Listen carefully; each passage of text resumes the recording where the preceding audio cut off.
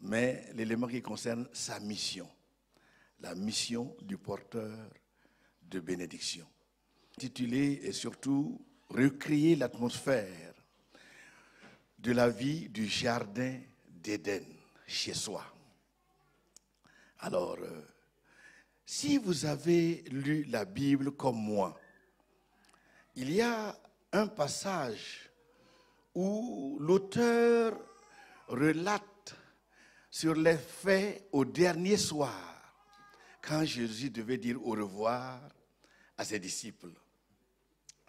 Quand je parcours ce récit, je suis très étonné. Et moi-même, je suis parfois ému de voir Jésus d'abord dire quelque chose à Pierre. Lorsque tu seras converti, affermis tes frères. Quand je lis le récit, j'arrive là. Je dis, mais que s'est-il passé? 3 années et demie avec ses disciples. Et Pierre est allé à maintes reprises guérir les malades, délivrer ceux qui sont possédés, et peut-être même ressusciter des morts. Et même au dernier soir, Jésus lui dit, Pierre, lorsque tu seras converti, affermis tes frères. Là, je suis étonné, mais ce n'était pas n'importe qui, Pierre. Dans la Bible, il est le seul à avoir marché sur l'eau. C'était le chef d'équipe. Mais nous voyons Jésus lui dire à la dernière minute, attention, voilà ce qu'il y a. Vous savez comment était la scène de ce dernier soir? Tout d'abord, le Seigneur Jésus a pris le temps de convertir la Pâque juive en Sainte Seine. Et avant de partir. Et pendant qu'il célébrait la Sainte Seine, il dit d'abord que parmi vous, il y a un traître. Le dernier soir, il dénonce quelque chose. Et vite, il a mis tout le monde mal à l'aise. Parce que finalement, chacun se pose la question, qui est ce traître? Et plus loin, en dépit de cette question de traître qui se trouvait au milieu du groupe, la rivalité a commencé. Qui va prendre la place du patron qui s'en va? Vite, le problème de grandeur. Et c'est ce que nous vivons parfois dans certaines églises. Qui est le plus grand ici? Et qui sera le plus grand? Vite, le problème de grandeur s'est posé. Et chacun lorgnait l'autre. Et c'est de là qu'on entend Jésus dire à Pierre, Satan t'a réclamé pour te cribler comme du froment. Mais moi, j'ai prié pour toi. Mais lorsque tu seras converti, affermis tes frères. Vous savez, moi je crois personnellement que lorsque Jésus disait à Pierre ces mots, il avait des raisons. Je vais vous donner seulement 2. Il y a d'autres, mais je vais donner seulement 2. La première, c'est que jusqu'au dernier soir, où le Seigneur s'adressait à Pierre de cette manière, son épée ne l'avait pas encore quitté. Il guérissait les malades, il chassait les démons, mais son arme était toujours à côté. C'est pourquoi Jésus lui dit, lorsque tu seras converti, c'est dire quoi? L'arme va tomber d'elle-même. Il n'aurait plus besoin de cette arme. C'est dire que parmi nous, il y a des hommes, il y a des femmes où le Seigneur dit ce matin, lorsque tu seras converti, ton arme doit te quitter. Lorsque quelqu'un a toujours son arme à côté de soi, qu'est-ce qu'il dit à l'autre? Tu fais, je te fais. Tu oses, tu sauras. Et je sais qu'il y a des hommes ici ce matin qui, en dépit de nombreuses années de mariage, ont toujours leur arme. Madame, tu fais, je te fais. Il y a des mamans ici ce matin aussi qui sont, en dépit des prières et des jeûnes, elles ont toujours quoi? Leur épée. Messieurs, tu fais, je te réponds. C'est pour dire à quelqu'un ce matin, ce que Jésus a dit à Pierre, lorsque tu seras converti, ne démolis plus tes frères, affermis-les. Alléluia. Et tu vas dire à ton voisin ce matin, celui qui est converti, affermis les autres. Alléluia. Et le porteur d'armes, non, porteur de bénédiction, est une personne, est une femme, est un homme qui affermit l'autre, qui veut le bien de l'autre, qui aime et qui pardonne l'autre. Hier, nous avons terminé en disant quoi? Écoutez, il faut aimer sans condition. Adam, après avoir eu Ève, s'est écrié, quelle beauté, elle est belle ma femme. Mais quelques jours plus tard, il se rend compte que à cette beauté est attaché des problèmes. Il a compris plus tard qu'il fallait faire avec, vivre avec cette beauté qui aussi a des problèmes. Et il a appris à faire avec. Et nous avons terminé en disant, écoutez, lorsque vous traversez des zones de turbulence dans votre foyer, la solution n'est pas de quitter. La solution n'est pas la séparation. La solution, c'est de travailler à ramener de l'ordre. Écoute, mon frère, ma soeur, si tu es réellement converti, l'arme que tu as doit s'en aller. Je vais donner la deuxième preuve. C'est que quand Jésus est allé avec ses disciples, aller prier, à un moment, chacun s'est assoupi, et c'est le bruit des soldats venus arrêter le Seigneur Jésus qui les a réveillés. Et lorsqu'ils sont levés, Pierre, au lieu de d'abord poser la question à son patron, à ces sortes d'occasions, à ces sortes de circonstances, que dois-je faire? Il a agi sans demander le consentement de son maître. Vous savez que Pierre ne voulait pas l'oreille de Malchus. Il voulait autre chose, n'est-ce pas? Et vous comprenez comme moi. C'était la tête. C'est dire qu'il faut féliciter qui? Il faut féliciter Malchus, qui a évité. Il a esquivé. Je félicite beaucoup de mamans ce matin. Beaucoup de mamans ce matin. Nous, les hommes, très souvent, nous avons voulu la tête. Mais vous avez esquivé. Vous avez évité. Je peux également dire le contraire. Il y a des hommes qui ont beaucoup esquivé parce que ce que madame voulait n'était pas l'oreille. C'était la tête. Mais ce que Jésus a dit revient d'actualité. Lorsque tu seras converti, porteur de bénédiction. Pierre était un porteur de bénédiction.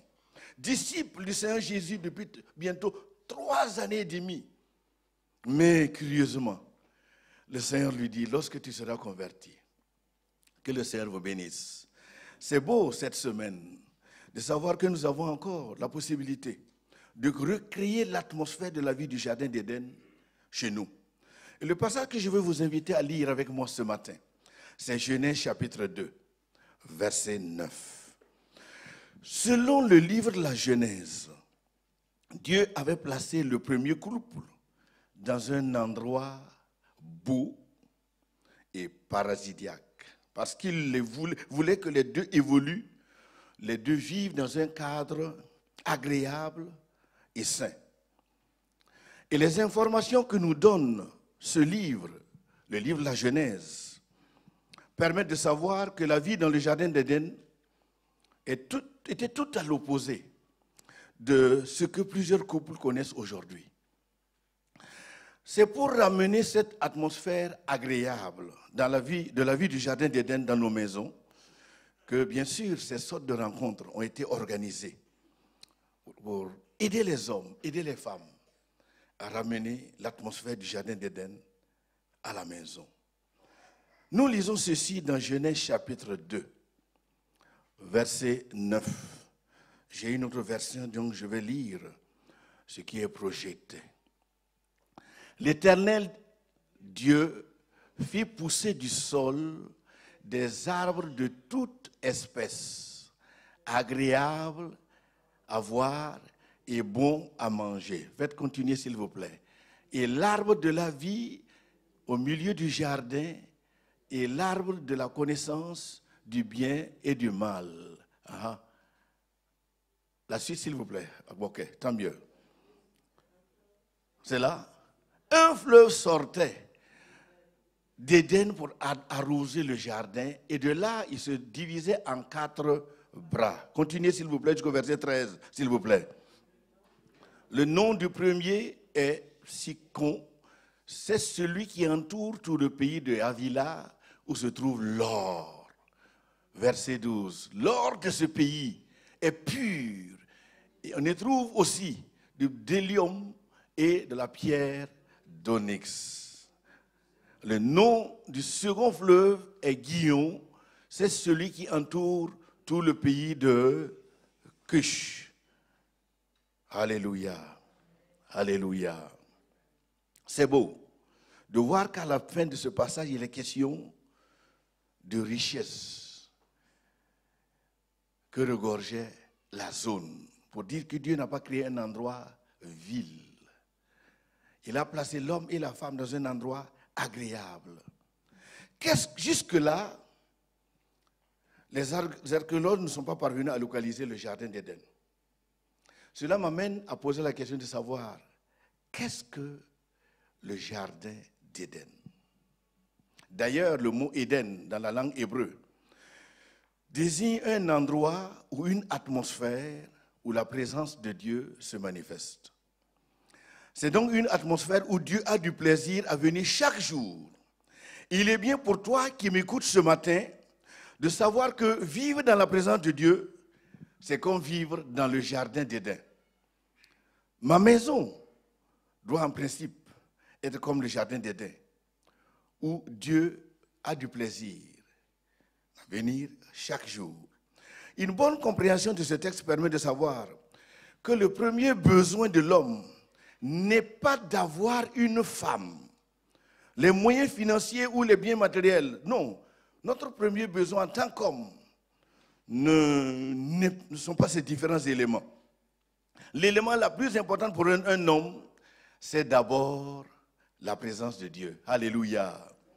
Lorsqu'au mariage, la femme vient vivre avec l'homme, en principe, elle devait trouver son mari dans cette présence.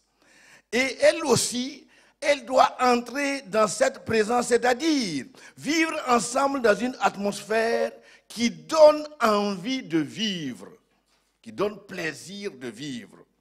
Et je répète donc que le jardin d'Éden est un endroit caractérisé par la présence de Dieu.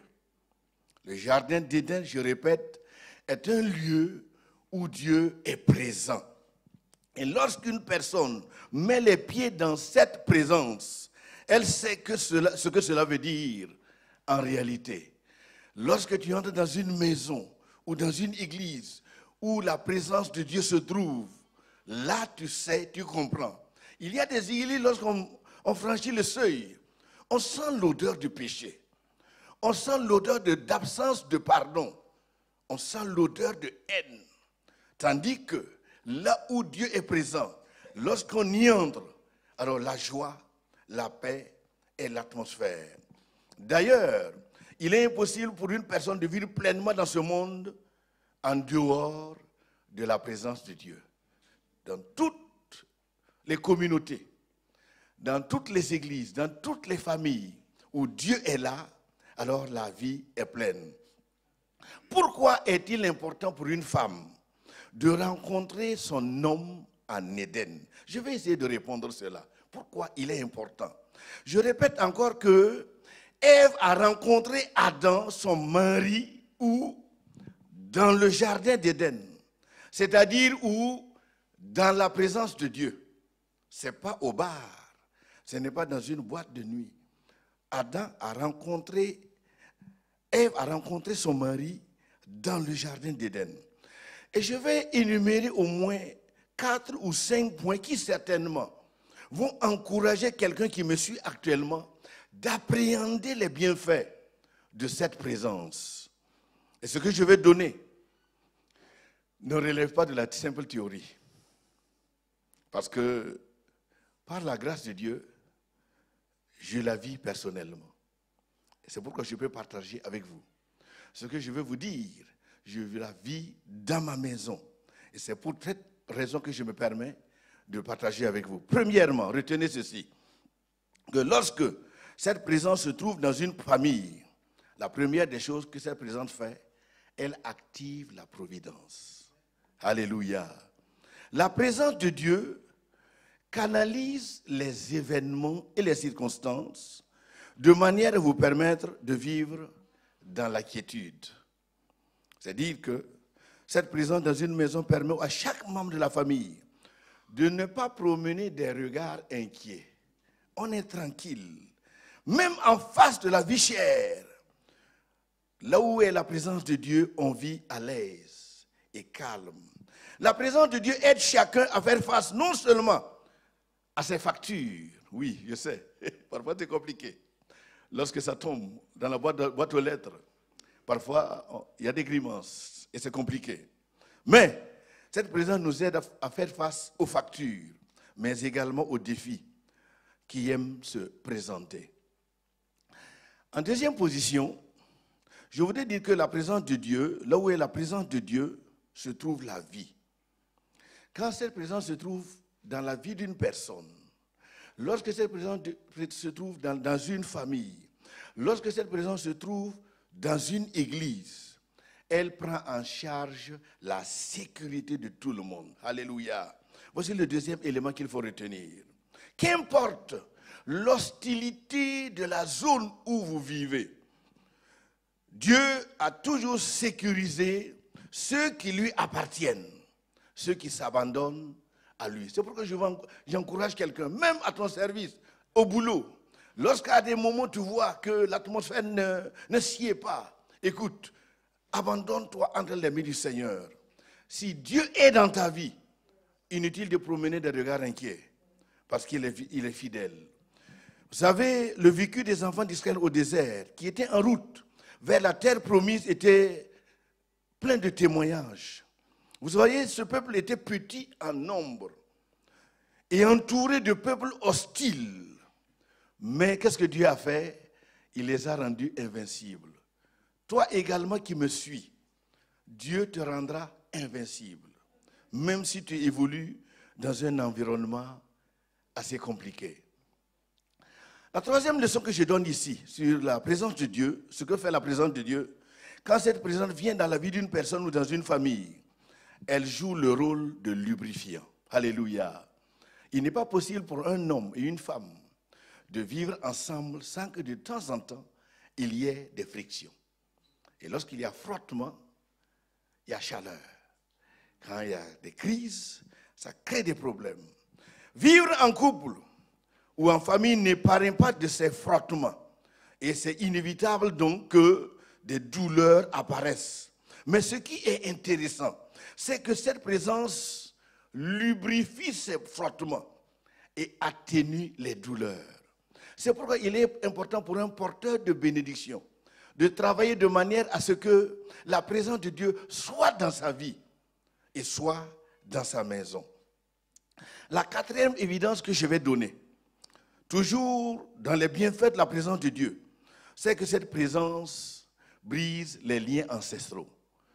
J'ai beaucoup d'Africains qui sont là ce matin et nous comprenons, nous savons ce que ça veut dire.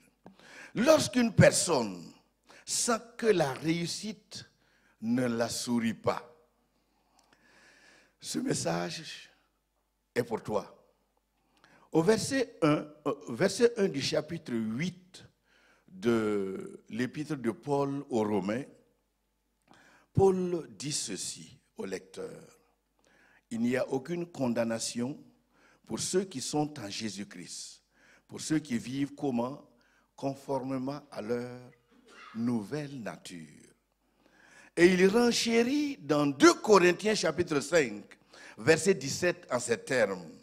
Si quelqu'un est en Christ, il est une vieille créature. Ou bien, je veux m'assurer que vous me suivez. Lorsqu'une personne est en Christ, elle est une nouvelle créature. Les choses anciennes sont passées. Voici, toutes choses sont devenues nouvelles. Écoutez, aujourd'hui nous rencontrons parfois des chrétiens qui voient se manifester des choses scientifiquement inexplicables dans leur vie ou dans leur famille. Mais je voudrais dire à ces personnes, ce qui manque chez toi, lorsque ces manifestations deviennent récurrentes, c'est qu'il y a quelqu'un qui est absent. C'est Jésus. Ce qu'il faut faire, c'est de travailler à faire revenir sa présence. Lorsqu'il est là, c'est lui qui répond, c'est lui qui assiste, c'est lui qui soutient. C'est pourquoi chez moi, nous ne nous promenons jamais de regard inquiet. Nous savons que le grenier va toujours bien te porter et même dans notre santé, sa fidélité se manifeste. C'est pourquoi il faut tout faire pour rechercher, attirer cette présence. La cinquième évidence, et la dernière, c'est le bienfait de sa présence dans la vie d'une personne ou d'une famille, c'est que cette présence arrête l'improductivité. Si vous sentez que tout ce que vous touchez ne réussit pas, si tout ce que vous faites ne produit pas, écoutez, c'est que Dieu est absent de votre vie. Dieu est absent de votre maison. En principe, Dieu ne t'a pas appelé à vivre avec cette épouse ou avec ce mari pour vivre dans la détresse et sous les malheurs. Dieu veut notre bien. C'est pourquoi, en parcourant la Bible, j'ai constaté que partout où la présence de Dieu s'est manifestée, dans le dictionnaire de la famille, le mot déficit, humiliation, maladie et problèmes de l'homme, tout ce qu'il peut rencontrer, toutes ces difficultés-là s'excusent devant cette présence, parce qu'aucun de ces problèmes ne tienne devant cette présence. Je ne suis pas l'enseignant qui dit que le chrétien ne rencontre pas de problèmes. Nous rencontrons des problèmes comme tout le monde. Mais c'est ce que je viens de dire tout à l'heure. Il y a une présence qui prend en charge, qui prend les choses en charge. C'est pourquoi faites tout pour que cette présence soit dans ta maison. Et j'insiste fort sur cette nécessité de faire de votre vie ou de votre maison un endroit où Dieu trouve du plaisir à venir chaque jour, comme il venait tous les soirs chez Adam et Ève, pour promener avec ce premier couple, échanger avec eux, discuter avec eux. Personnellement, je le vis souvent. Et comme je l'ai dit avant-hier soir, j'aime passer minimum 2 heures chaque jour devant ma Bible. La Bible est le livre que Dieu a donné, le manuel que Dieu a donné aux hommes. Il est bien de passer beaucoup de temps devant ce livre. Vous savez, aujourd'hui, pourquoi nous avons des problèmes? C'est que l'homme et la femme sont à la croisée des chemins.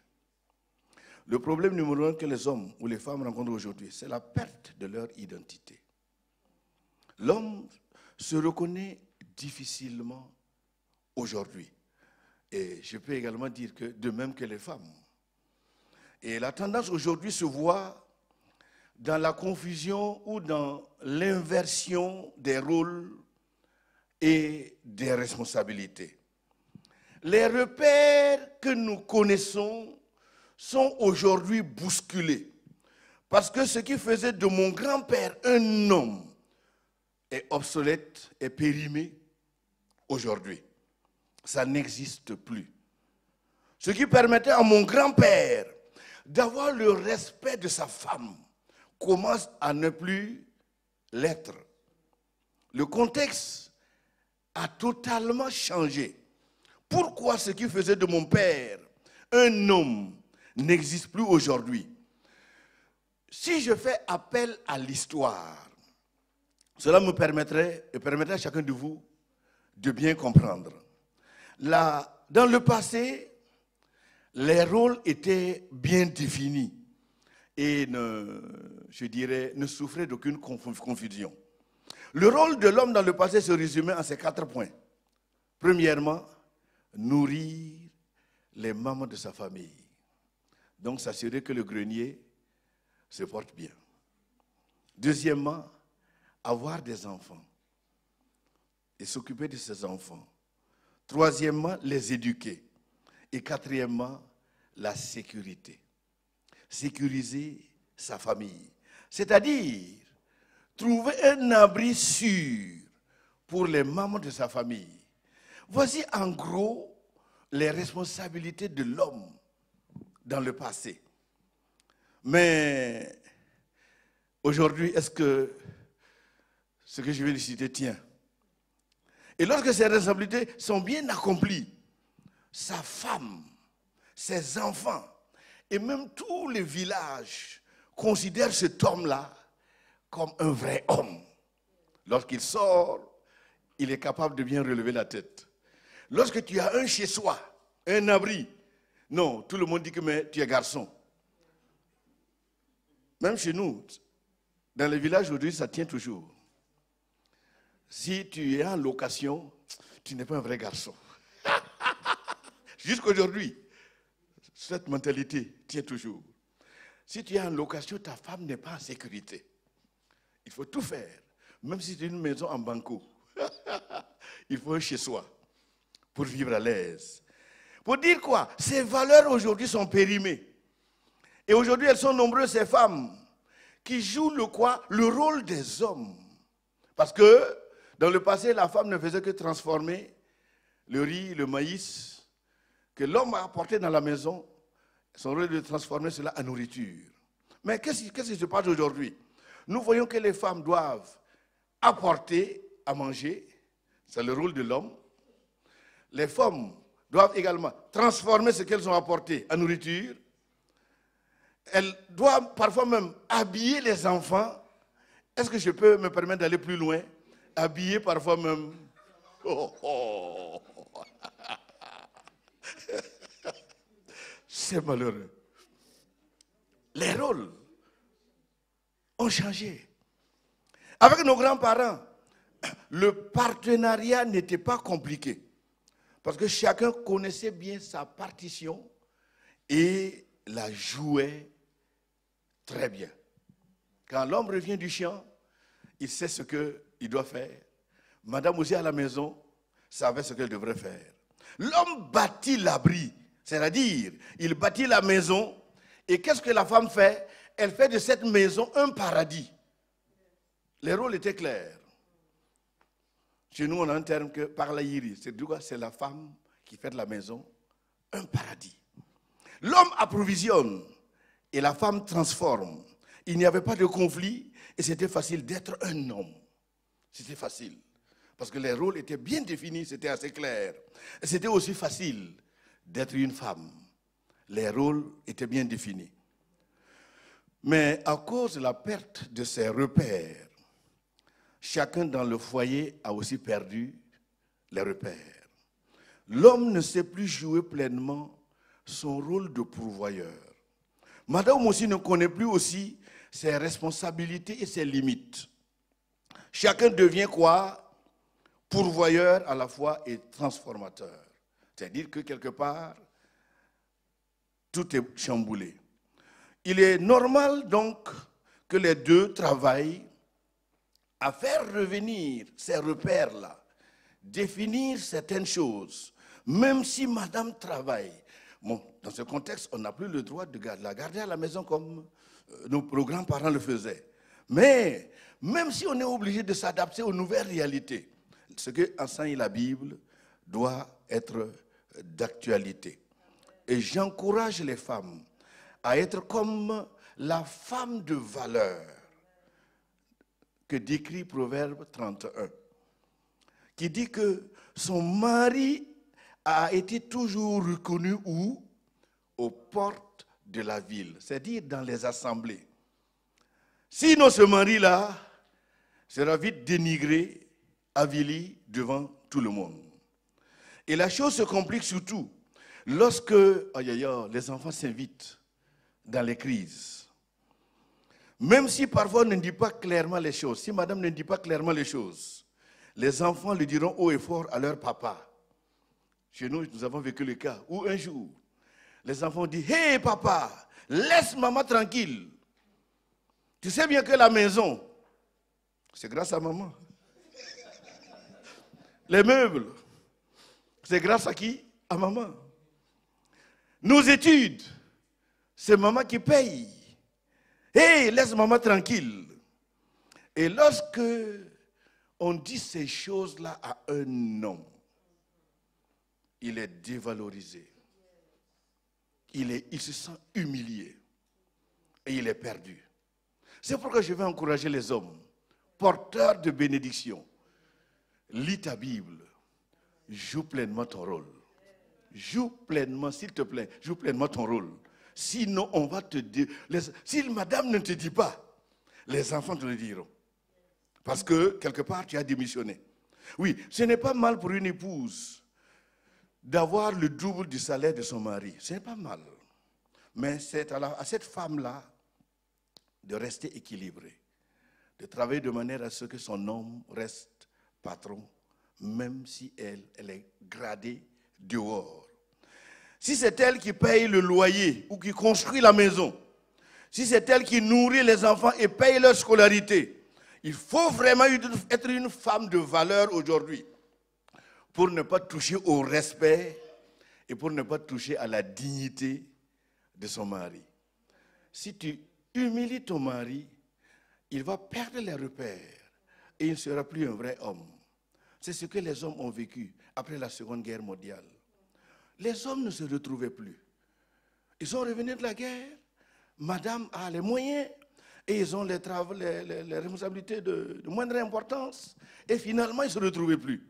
Il fallait se convertir en quoi? En nettoyeur de la maison, en chauffeur, etc. Les hommes ne se retrouvaient pas. Et lorsqu'il veut élever le ton, madame dit quoi? Écoute, rappelle-toi. Madame remet l'homme à sa place. Et les hommes ne se retrouvaient plus. Il faudra que dans les églises, dans les foyers chrétiens, la Bible retrouve sa place. Lorsque les rôles sont renversés, ça complique les choses parce que notre culture n'a pas l'habitude de voir les choses de cette manière.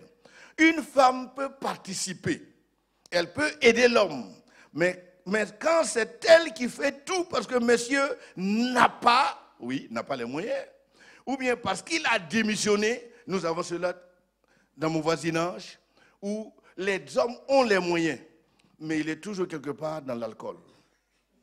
C'est madame qui est obligée d'équilibrer, payer les factures.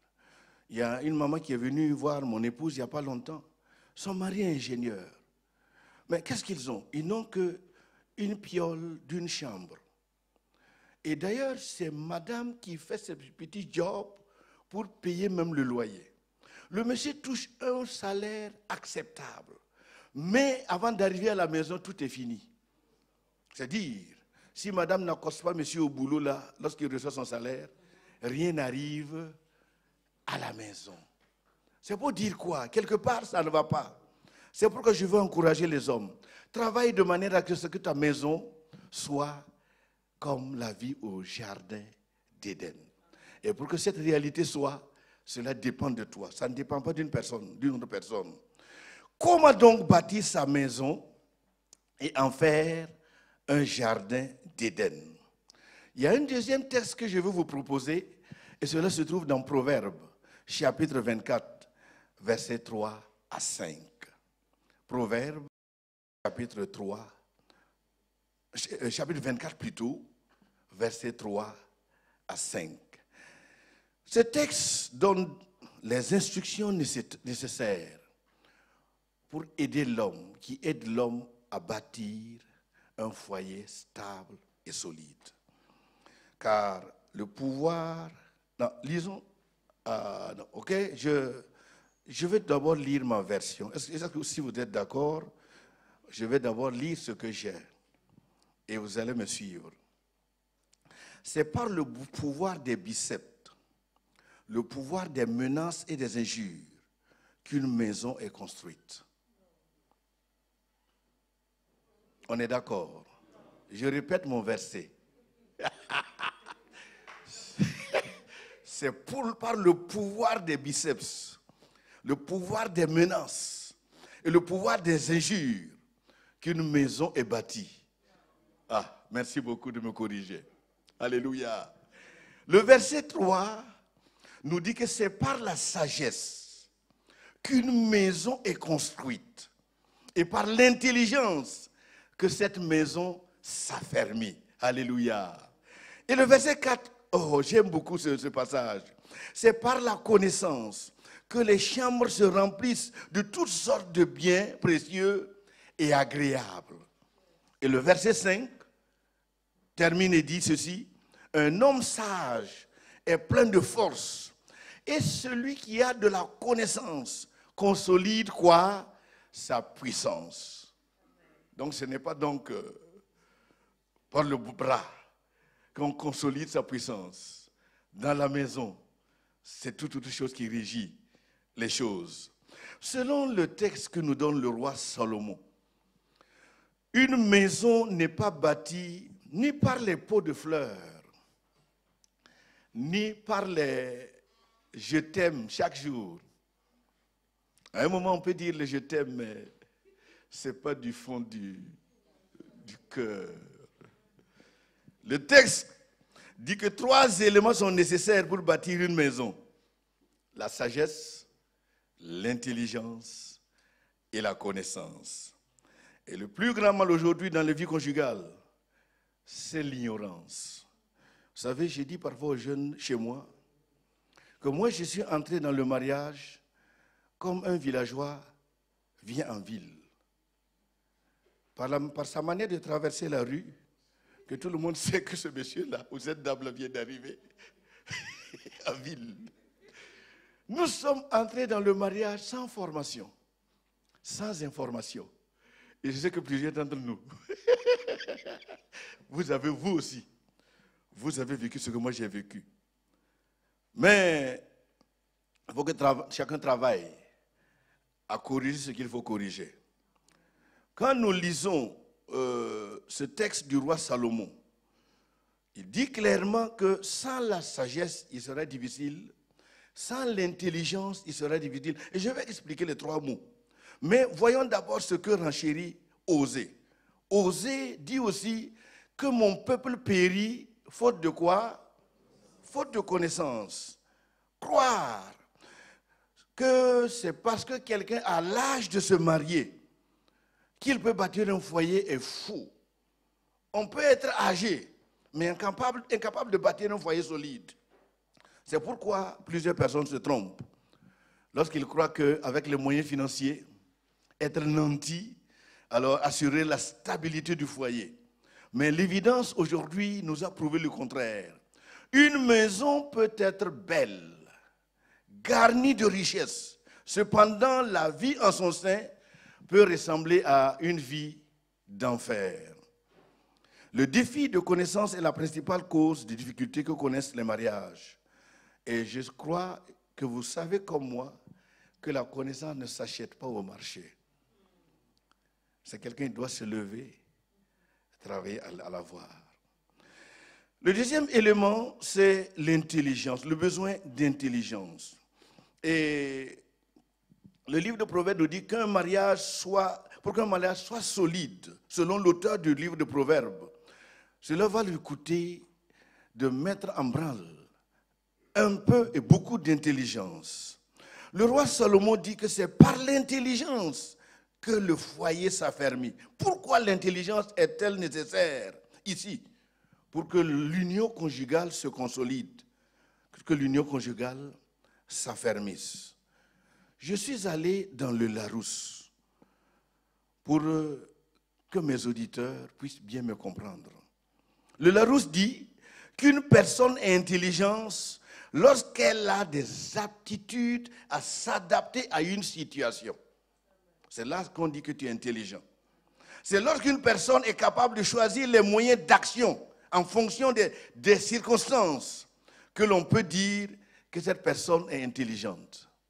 Si tu es figé sur tes positions, tu es archaïque, tu es dépassé, tu es périmé.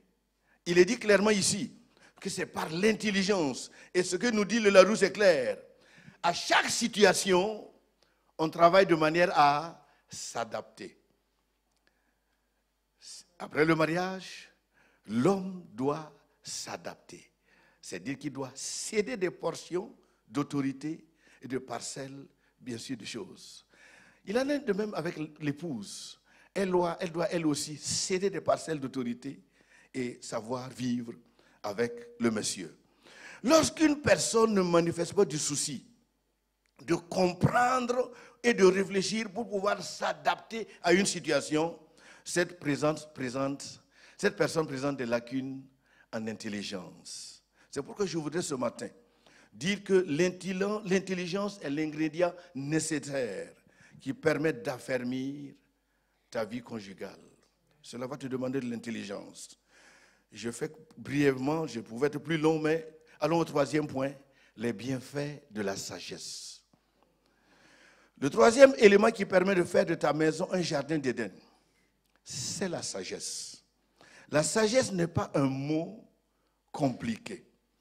La sagesse est l'application de la vérité ou l'application de la connaissance. C'est simple.